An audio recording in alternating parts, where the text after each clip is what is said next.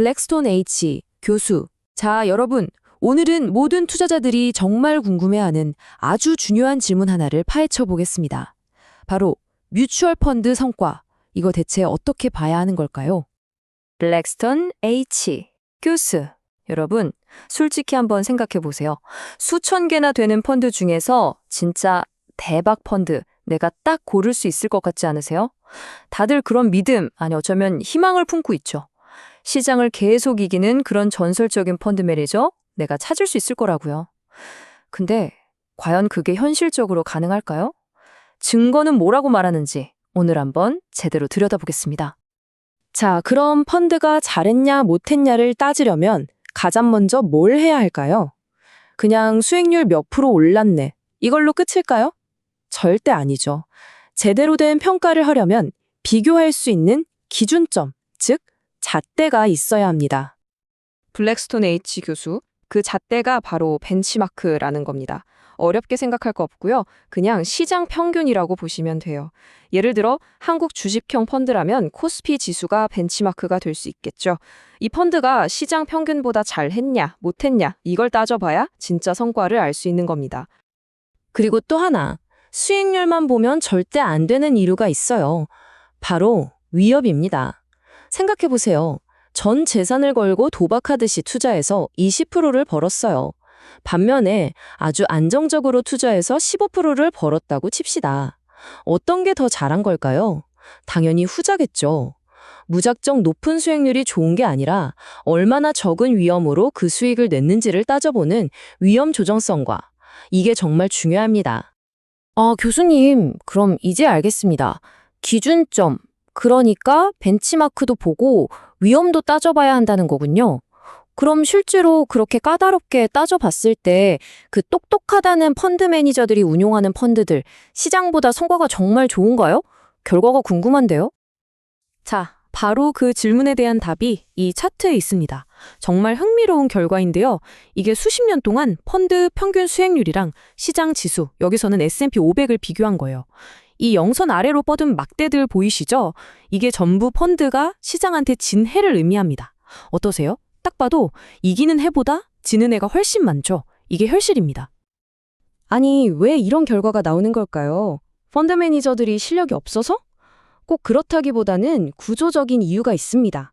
첫째, 펀드는 공짜가 아니죠. 운용 보수, 즉 수수료를 떼어갑니다. 둘째, 주식을 사고 팔 때마다 거래 비용이 발생해요. 이런 비용들을 빼고 나면 시장 평균을 이기기가 정말 하늘의 별 따기가 되는 겁니다.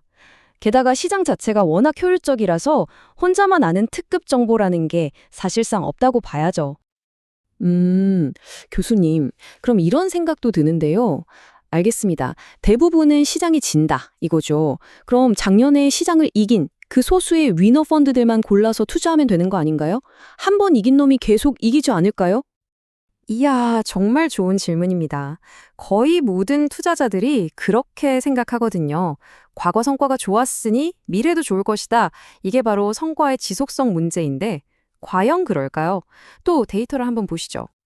블랙스톤 H 교수. 자, 이 표가 그 답을 보여줍니다. 좀 복잡해 보이죠?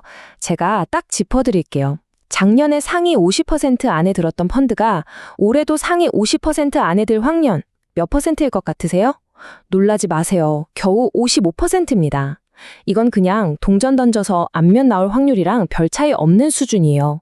상위 25%로 좁혀보면 확률은 더 떨어져서 28%밖에 안 됩니다. 그러니까 작년 1등이 올해도 1등 하리란 보장이 전혀 없다는 거죠. 블랙스톤 H 교수. 결국 이 말입니다.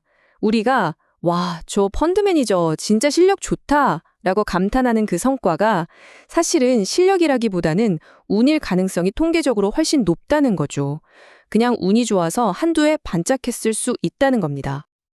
그런데 여기서 끝이 아닙니다. 더 교묘한 함정이 숨어 있어요.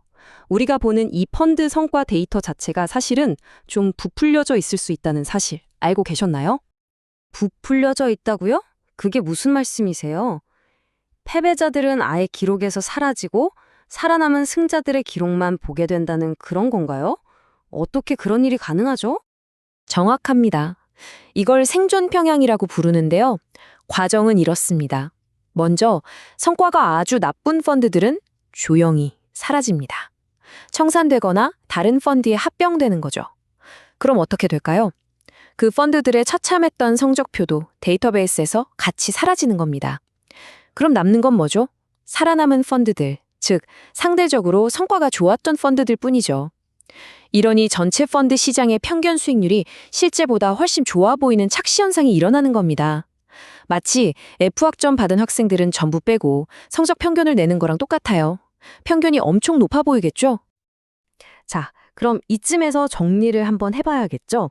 이 모든 사실들을 바탕으로 우리 현명한 투자자들은 어떤 결론을 내릴 수 있을까요? 핵심은 명확합니다. 첫째, 데이터가 보여주듯이 대부분의 펀드는 비용을 빼고 나면 시장 평균을 이기지 못합니다. 둘째, 작년에 잘했다고 올해도 잘하리란 보장은 전혀 없습니다. 과거 성과는 미래를 예측해주지 않아요.